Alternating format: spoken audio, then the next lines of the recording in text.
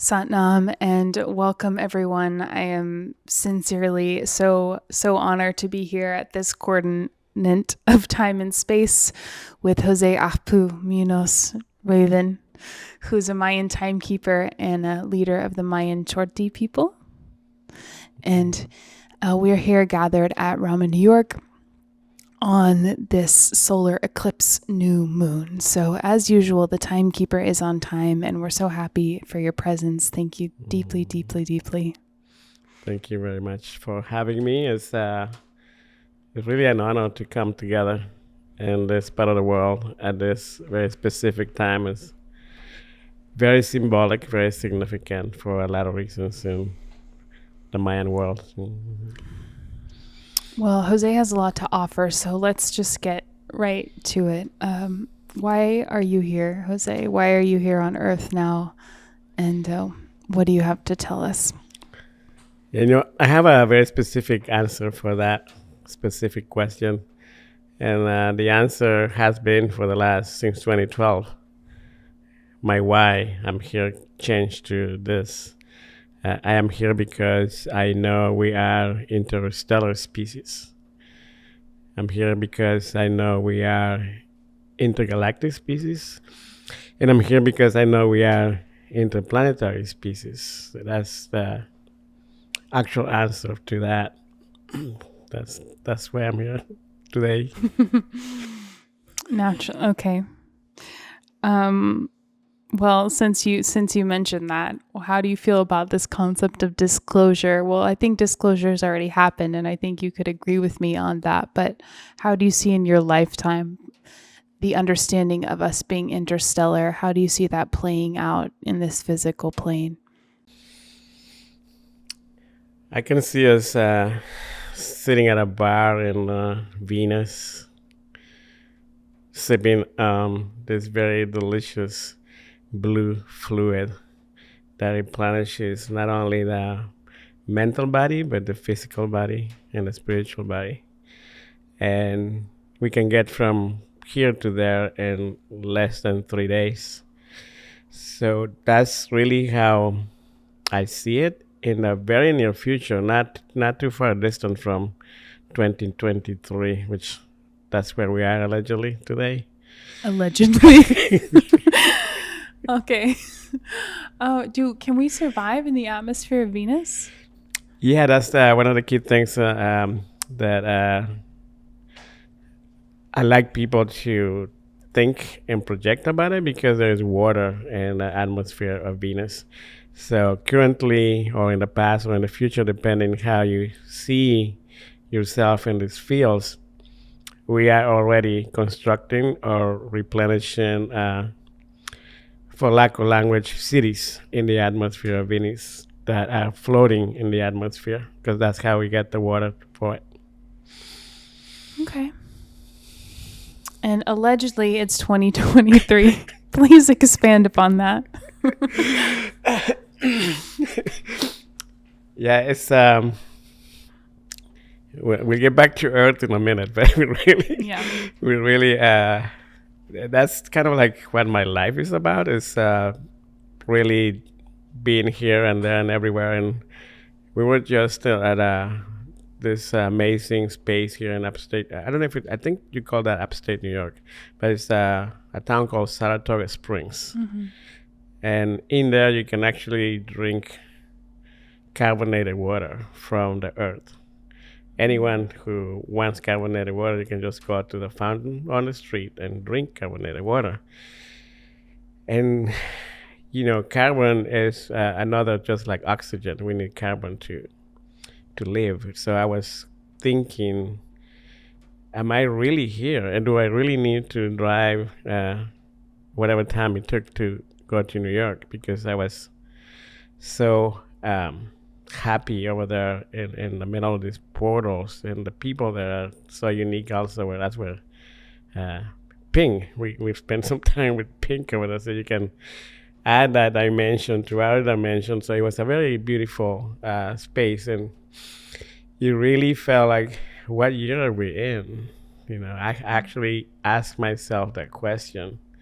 And and that's one of the things that I do to stay grounded. It's like check myself in real time, like what's the day today, what's tomorrow, what was yesterday. So it helps me to say allegedly it's 2023 because that's according to who. That's the next question. Yeah. According to who? Yes. Okay.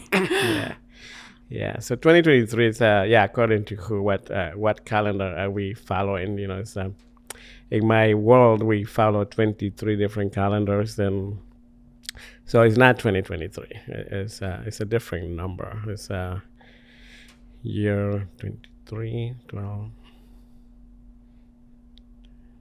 It's actually year 13 for us in this new cycle. Since 2012. Yeah. Okay. So previously to 2012, were you aware of the shift that was going to occur then? Yes. Yeah. That, in fact, was my mission since I was a child, was to let the world know through the chieftesses, the chieftains and chiefs of the tribes of the world, that it wasn't going to end in 2012, as some people will think, write about or make a movie about. Yeah. So my mission as a child was to go out and let people know the world is not going to end on 2012. That was simple message that I carry. I saw something, video recently that was saying that every generation has thought that like this generation is apocalyptic. Mm-hmm. It's sort of this psychological, like I think Jungian analyzed it, but it's this phenomenon that happens where literally every generation has thought at some point, okay, this is it. Mm-hmm. How do you feel about the current state? Do you feel the fragility of the planet? Yeah, again, like you said, every generation think like this is it. So in our world, in my life, this is it, but not in a way that it's gonna end, but rather in an end that we're getting it fixed once and for all. So yeah, when you think about people who are used to the current ways of doing business, treating people, sciences, arts, all of that is crumbling in real time. And so, yes, we're leaving all that reality behind us, and we are co-creating these new ways of doing things, including arts and sciences and modalities of all sorts, where we co-create from the ethers into new things. So yeah, I'll say just like our generational timekeepers before me, they saw that the world will collapse and end its ways in 2012. I co-sign with that. The only difference is we know we have a 20-year period from 2012 to 2032, and that is where that gestation or birthing the child into this new world is like a new child that's going through all the emotions right now, mentally, physically, and spiritually. We're changing dramatically, very, very fast.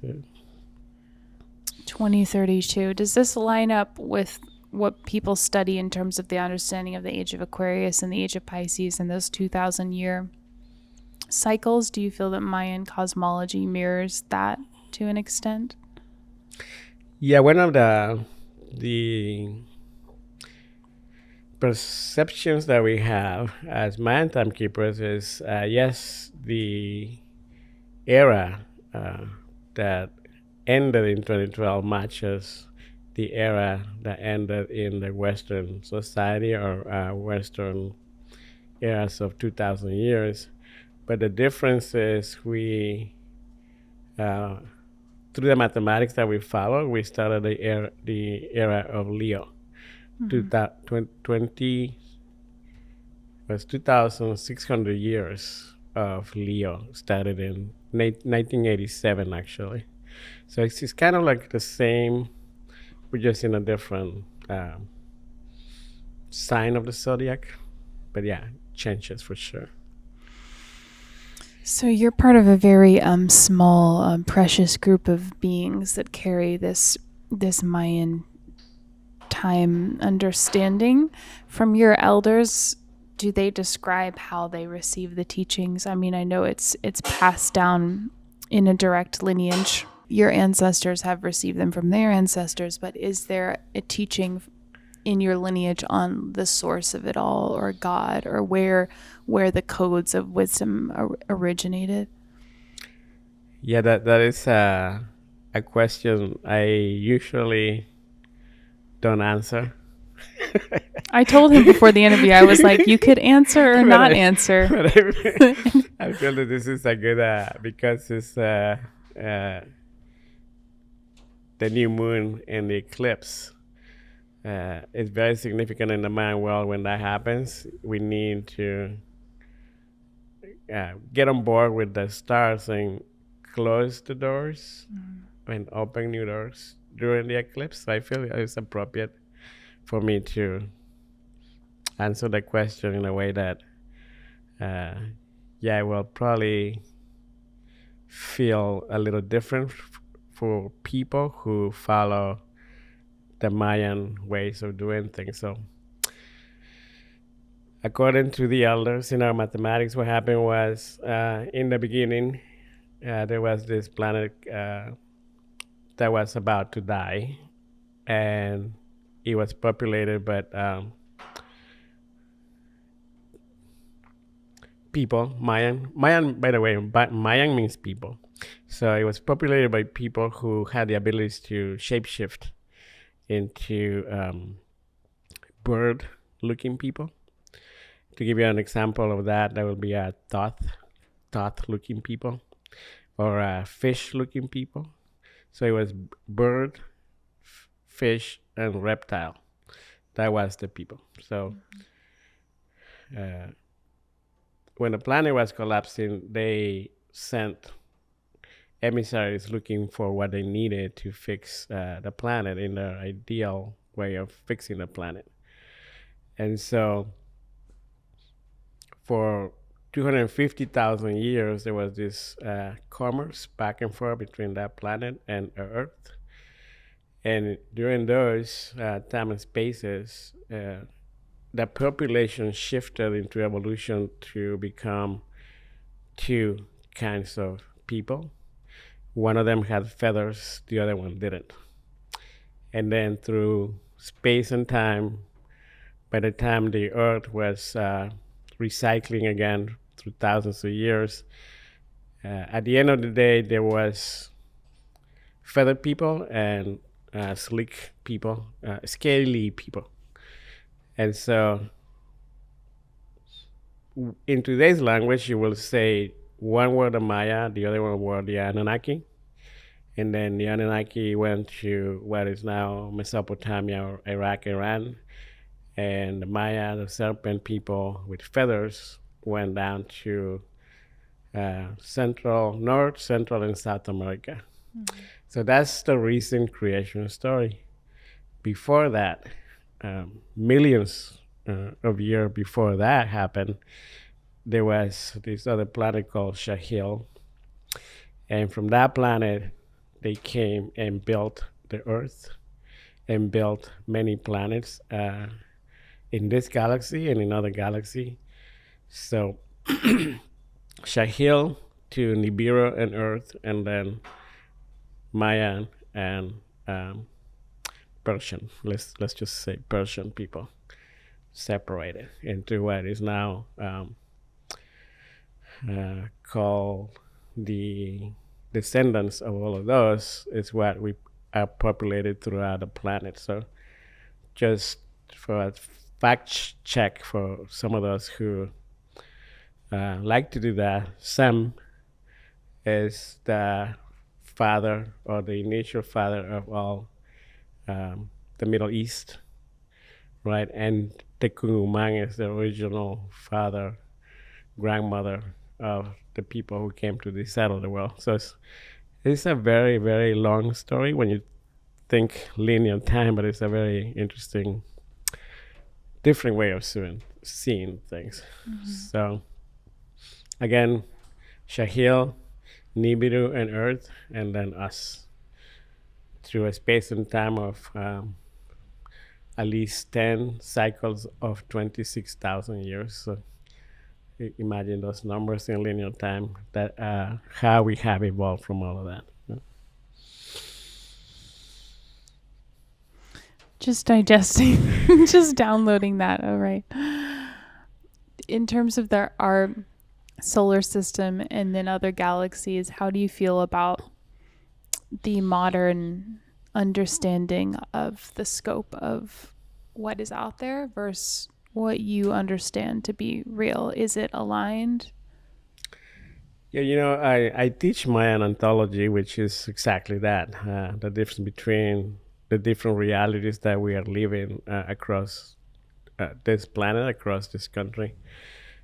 And so, what is the one thing that is aligned across the board is faith. People have faith in the highest good across the universe, across this planet. So I feel when science unites with faith, which is a very unique time and space, like Jung will be an example of that mind that combines faith and science. And then those are the people, the new children that are being born in this world. They're bringing that kind of mentality, so they will finally bring the future will catch up to them, to us. According to my elders, within the next 50 to 400 years, that's when it all happens really fast. And the only example I have so people can grasp how fast it's happening is 20 years ago, I had a phone that I used to flip, and I was excited being able to send video across. And 20 years before that, I had to hike mountains to deliver a letter in the Andes. And before that, it will take 3 months to send a letter to messages. So if you think of how fast the world has changed in 50 years, so now it's going to be exponentially even faster. So the future is really catching up with us really fast. And that's at least one of the reasons why people across the planet are feeling the physical changes, because they're not really ready to receive so much information, so much data really fast. And that's one of the things that I feel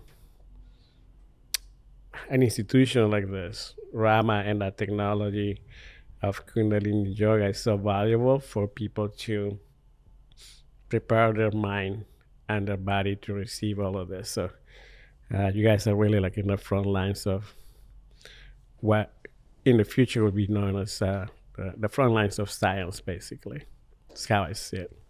Yeah, that's about what the yogic understanding is that it could be up to 200, 300 more years before modern science catches up with yogic science, or we understand that. The front lines, yeah. Guru Jas was saying recently, our teacher in Los Angeles, that it's still hidden. Like Kundalini is still hidden. Like it's in plain sight, but it's hidden from you because your subconscious doesn't want you to do it. It's hidden from you because it has stigma. It's hidden from you because people are, afraid of their own power. Like the list goes on because you're too busy to meditate. It's still hidden. So, what do you have written here for our coordinate of time and space? Yeah, in the Mayan cosmology, we follow 88 constellations, and a combination of those gives us the right time to do things. And it's really interesting because I was 45 minutes late leaving Saratoga, New York, Saratoga Springs, to come here. And then I told Zoe and Dalak, who are traveling with me today, we're going to make up time between here and there. And then the rain started. So everything slowed down like a lot. And at the same time, everybody in New York started. I have to keep saying New York because I live in Los Angeles or been living there, so the driving conditions are always different. Here, everybody moved to the right and started driving very slow with the rain. So that gave me the opportunity to drive LA style to get here 5 minutes earlier. So making that time, that's the constellations. It was all revolving for us to be able to do this exactly during the eclipse hour. So it's really pretty amazing to see that the constellations are always right. So in the new moon and the eclipse, we have this sacred fire opening in our solar plexus, basically, today. And that's the doors to close and open. Mm-hmm. And so what I have here is just a reminder that I wanted to say that relationship is a big subject in this planet, and at least in the circle that I move across, relationships is a big subject. So this is an opportunity for people to close the door and the kind of relationship that they have and restart with the same people if they want, or with somebody else, restart the way of, okay, we graduated from that kind of relationship, so now it's time to step up and be a different kind. And that's an agreement between, it can be business, it can be romantic, it can be just a friendship, whatever the relationship is. These 3 days, yesterday, throughout the day, today, and tomorrow, until the sun sets, is a good opportunity for people to examine that door. What is it that we need to send in that portal behind the eclipse forever? And what is it that we're opening to, which is very important, I feel. So that's what I have here, a reminder that I wanted to say that. Relational, yeah. It's the do you follow the modern astrology as well? Like the I don't want to say modern, I mean the Western astrology of like this being a Libra. Well, I am a Virgo, and I, according to that astrology, I'm very analytical and very, yeah. So I know that much. I know there's 12 houses. That's about it. That's about it. Yeah. I don't know that much, but I know exactly what you're saying is that one door closes and the other opens on the eclipses, and I always acknowledge it that way. Is that a Mayan thing as well? Yeah, that is it's a people's thing, and in the Mayan world we are very the celestial events we're always observing. So we always take the opportunity to check ourselves. What is it that I am doing? And that was the first question, that why are you here?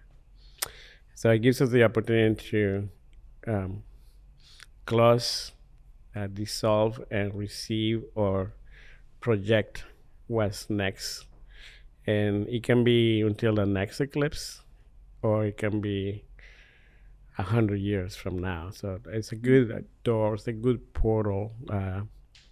A little bit different than the solstices and the equinoxes, which also observe. This one is more personal. The others are more global for community. Yeah. The eclipses are very important for us. Yeah, it's very clear that what's happening in the cosmos is directly reflected on the Earth. And right now on the planet, there is a lot of suffering and a lot of animosity. And don't want to use the word war, but it seems to be, call it war, call it genocide, whatever you want to call it. There's some major things happening right now on the planet. And you are a peace, missionary of peace. So how do you feel now? And then how do you feel for your mission in this lifetime? How are we doing? Yeah, I feel like considering everything that has happened the last 2,000 years, we are doing phenomenal. Have you considered that population jump from, let's say, 2 billion to now almost 9 billion people? For the amount of war that is happening, it's actually not that bad. Consider that amount of people that we have in the planet. And so it's unfortunate that we still need to do things for peace, because whatever we do for peace, it already implies that there is war. So my message to all the peacemakers and peace bringers in this planet is it is time for us to start living in harmony, because in harmony it only implies that we have peace and balance and unity and joy, and we're practicing unconditional love. As long as we keep using the word peace as the top goal, we're not going to have harmony. So this is, in my reality, this is a shortcut to really get away from using the language of peace, because that implies war. But we are in the beginning stages of implementing harmony down, bringing harmony down into this reality. Wow, that's really profound. That's a really profound shift. Harmony. Some people would say that harmony is not attainable. Or would you think that we're always kind of doing a little bit of a juggle to get to that harmonization? I always point my finger at language, how we use the language, because I am right now here with you. I am in perfect harmony, and I really would love the rest of the world to feel that. But how do I transfer that into the masses' knowledge when we have bombs raining in all continents? It's not that easy. It's actually impossible. And so one of my specialties is making the impossible possible in this planet. That's one of the things I do, make impossible things happen. And so how we can transfer this feeling to the masses is using everything we have, including all the artificial intelligence that we are collaborating with in this age. And so one of the things that I keep emphasizing to people who are working in these fields is be okay with having your own beautiful universe, and be happy living in your own beautiful universe, and know and acknowledge that there is a multi-dimensional universe going on down the street from here, And so being okay with doing what you can to share that harmony is important, because we can easily be pulled back into the chaos that's going on outside this beautiful universe. So my projection, my thought is for people who are living this beautiful life to own it and feel happy about it. Okay, fine. Okay, I'll enjoy my life now. Jose said we have to, so that's my eclipse closing and opening. I'm coming out as happy. Now everybody knows. Okay. Yeah, I try and illustrate this a lot, but it's really hard for people to grok through the meditation practice, like just how important it is that we are gathered here, that we gather in community, but then also like where we are in this little gem in Manhattan, very close to Wall Street, like with massive prosperity currents of energy running through the earth here. Do you have anything to say about this location or about the phenomenon of group consciousness and elevation? Well, first I will say that this place is holding the fort, holding the light in this massive experiment. This is what I call the big cities. It's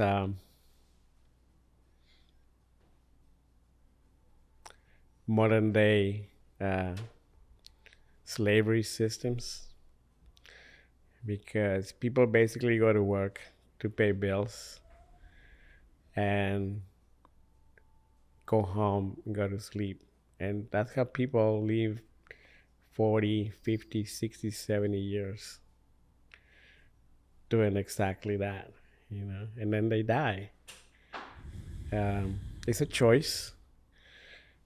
And the important thing to remember here is, like, when there is the most chaos, like New York City is probably the third most chaotic city I ever been to. But what I mean by saying chaotic is there's also the most opportunity.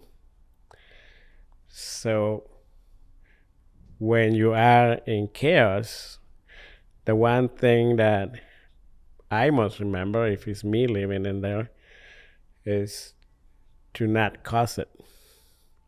Do not cause the chaos. You can be in chaos, but you don't have to cause it.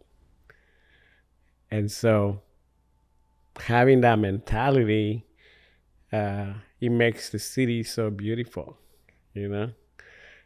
because you understand that there's shadow everywhere, but you are the light.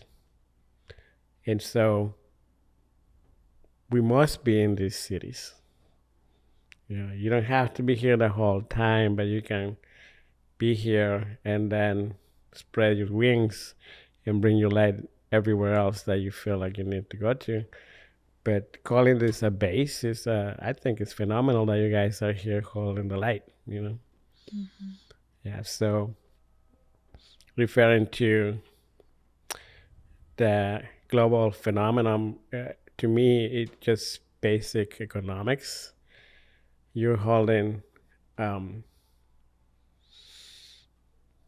major currency in the teachings, because we just started. We're barely on the 13th year of the information age, and you have a lot of good information.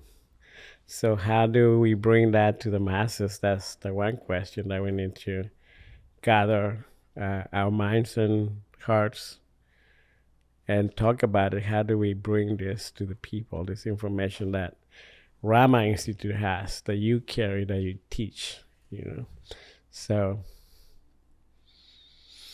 the underlying chaos brings you, as I'm just going to say, the holder of this light, the opportunity to be exactly in front of, like, let's say 120,000 people audience, and just direct your light and your energy to, this is how we do it. This is how I'm here. So I feel that chaos and opportunity is the why we like to be humans. We like to, I'm going to speak for myself, I like playing that game. It's very fun. Yeah. The chaos opportunity human experiment. How many times have you been a human? Do you know? Yeah, consciously I've been here 9 times. Yeah, and when I we were talking about this with Zoe earlier too, about one of our friends, our galactic friends, sent a message on the networks about the bursts of light that are happening in the universe, and she was speaking about the halls of AMTI, which is one of the things that we do, and through space and time, different cultures, it's all basically the same.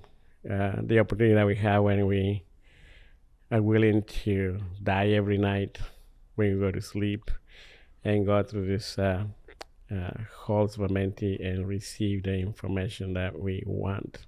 So it's a good practice just to surrender every night. That might be the night that an asteroid falls on on your head.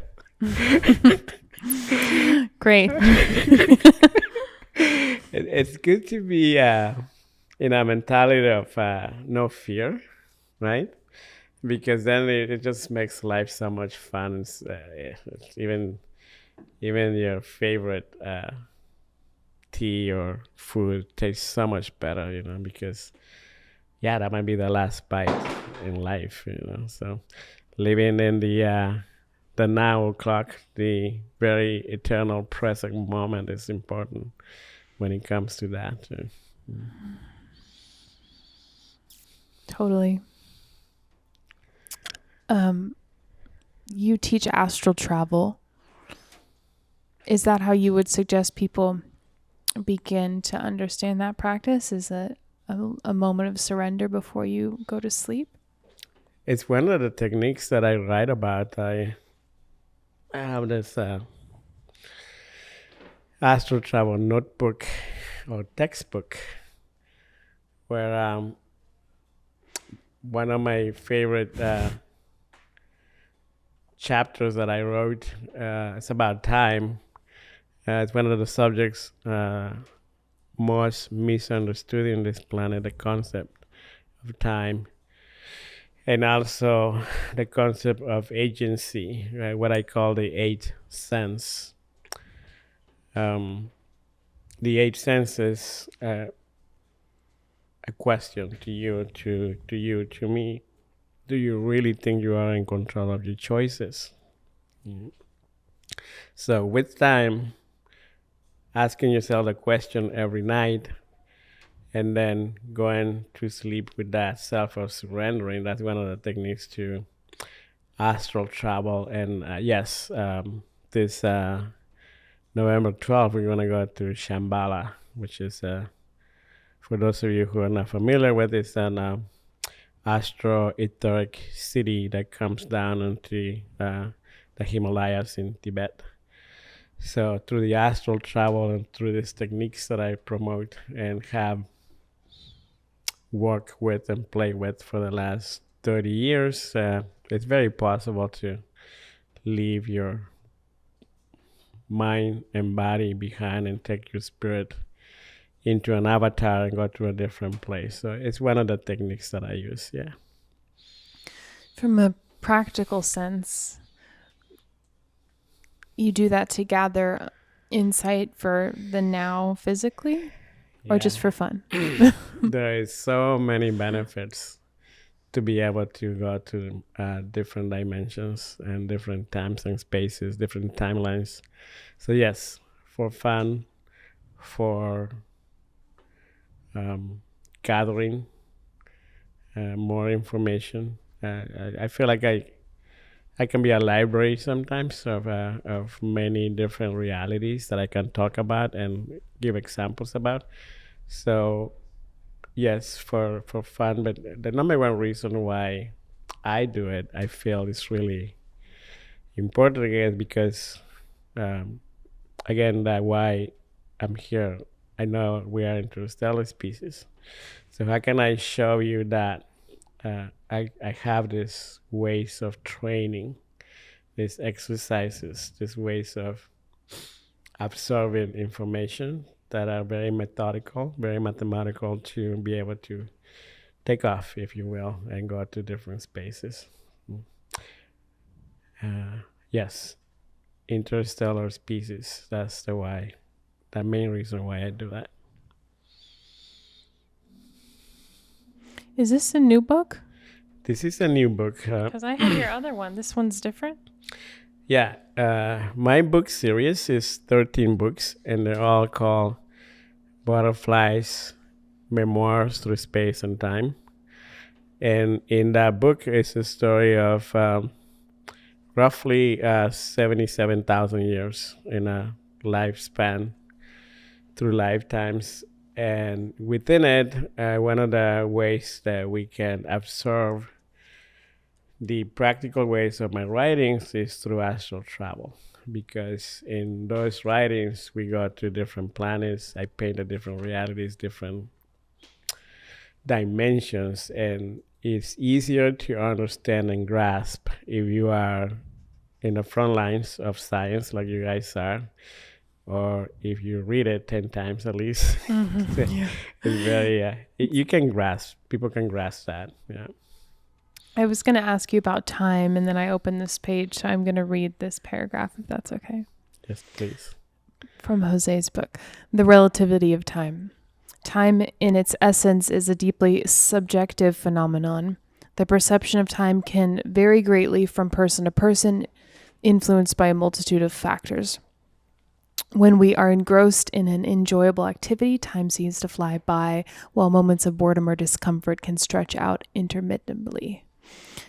This relativity of time underscores the subjective nature of our temporal experience, highlighting the interplay between our emotions, focus, and the passage of time. So our perception of time is not limited to a linear progression. And then you have all these different kind of offshoots of explaining the relationships with the time-space continuum.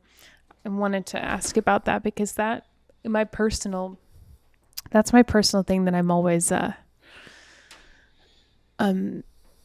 trying to get into the pocket of, is the understanding of time space. And my teacher, Guru Jagat, who passed away, who obviously you know, she would always be like, let's go have fun. And we'd be like, we have so much work to do. What are you doing? You know, and then the time space would bend, and like somehow it would get done because we relaxed and we had more fun, even though we had less time to get the thing done. And as I've been studying productivity and all these things from these kind of like masculine business minds, they're like, you know, with the right mindset, you can get 4 days of work done in 1 hour. How do you, I mean, without reading the whole book, how can you like distill a little bit of wisdom for us that are like, you know, I'm trying to, you know what I mean? Grip it. And then in the yogic teachings, you're either riding the energy of time and space, or it's riding you. So you're getting thrown around, or you're above the emotion and the commotion, and you're just kind of floating along.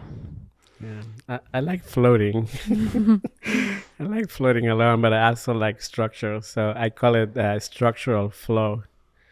And we recently had a big example of how to make the most of time. So we were in Atlanta, and we needed to be in Philadelphia the next day for the presidential candidate, Bobby Kennedy, to declare he was an independent candidate. And we got invited to, last minute, we got invited to go and open the entire event. So I look at Zoe, and I look at the LAC and our friend Laura, and I say, well, if we want to be there, we need to leave at midnight tonight.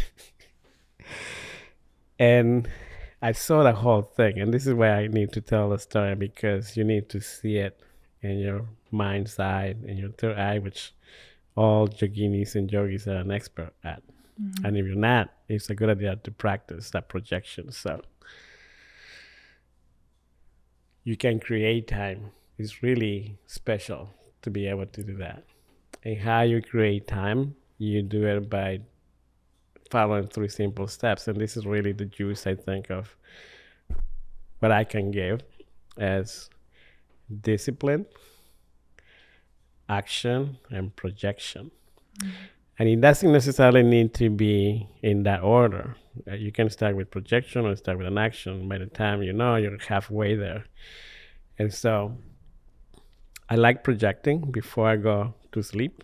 And I like projecting when I wake up, usually at 4 a.m., 4:40. That's one of my practices is wake up, project my day, my week, my month, my year, and then leave it alone, and then it happens. So that will be something I will highly recommend to consider the possibility into these practices that they're not really new. They're just being a reminder that this is how we do it, discipline, action, and projection. That will not only will give you extra time, but will actually help you manifest what you need and what you want in this planet.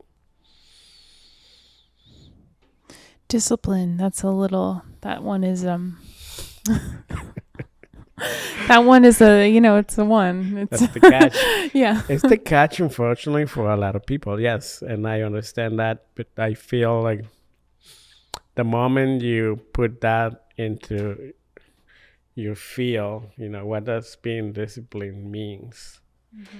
What does projecting means to you or to that practitioner? Then the minute it started into the universe, you started practicing. And even if you missed a day or two or a week or a month, still the idea the universe is listening, that's something that you long to practice. So eventually will happen, and it's different for everybody.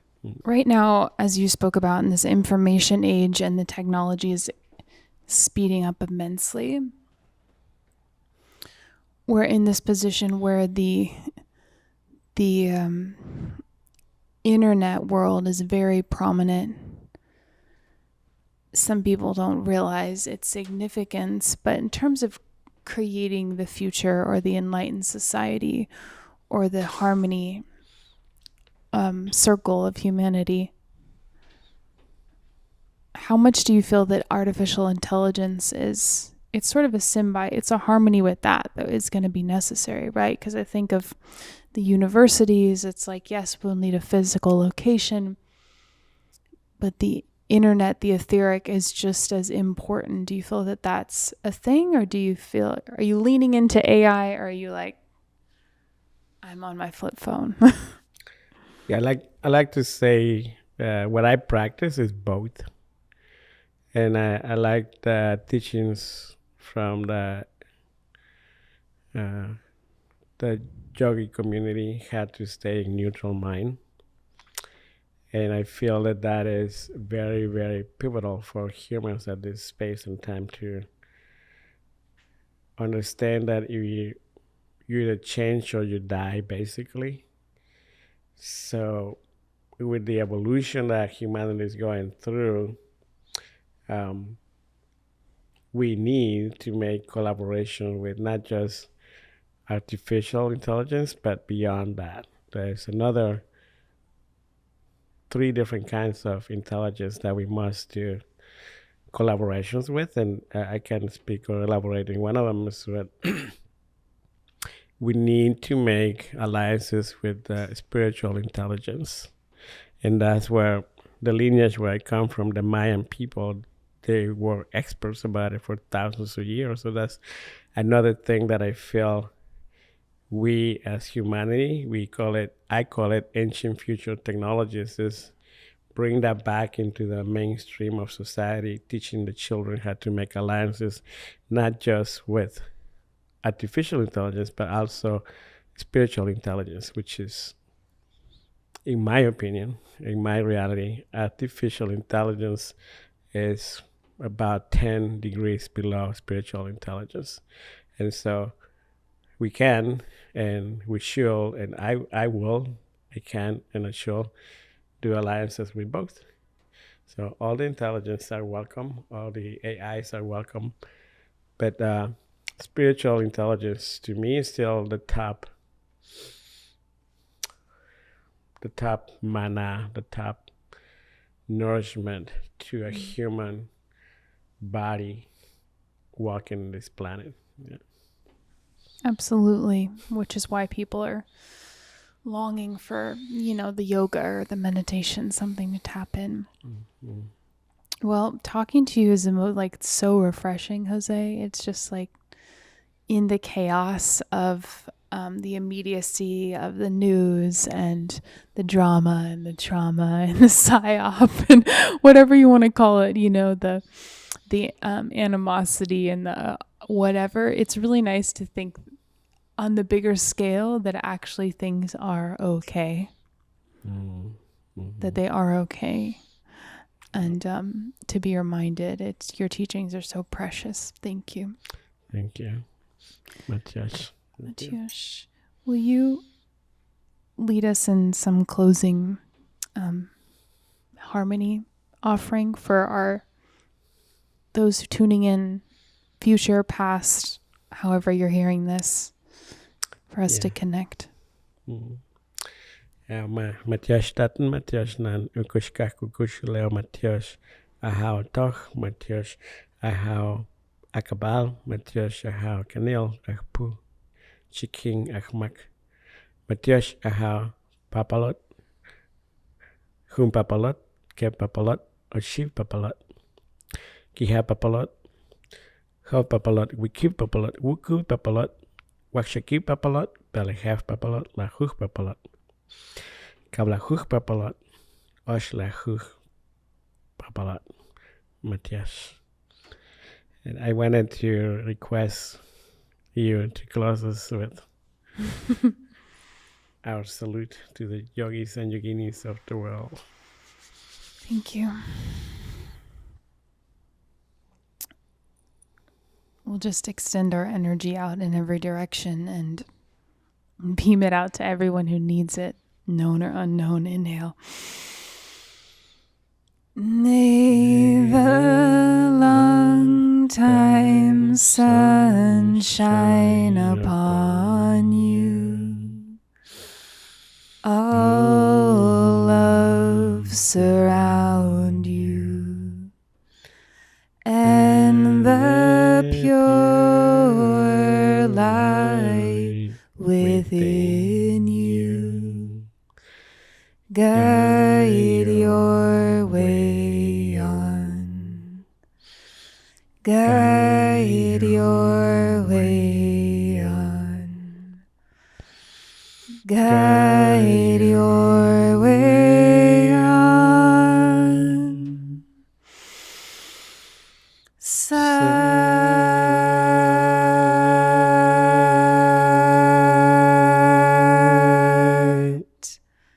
Nam.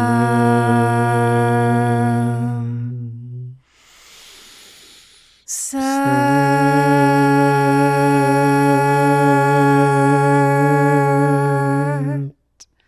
Nam. Sat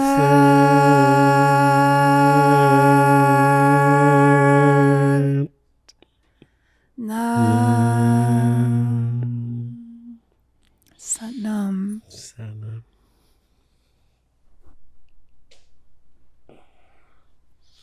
I feel the interstellar power of our gatherings. So Beautiful. thank you. Appreciate the Thank opportunity. you. Thank you. Satnam. Sana.